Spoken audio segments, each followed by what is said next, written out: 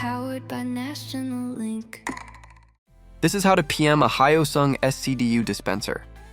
First, use a can of compressed air. Spray the bottom two sensors here, then the top two sensors. Rotate the dispenser and spray the two sensors here and the two at the top.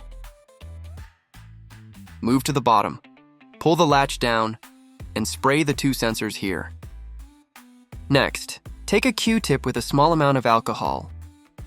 Clean the sensors you just sprayed. Clean this one here. This one here. And the two at the top. Then go back down. Press the switch and clean these two sensors as well.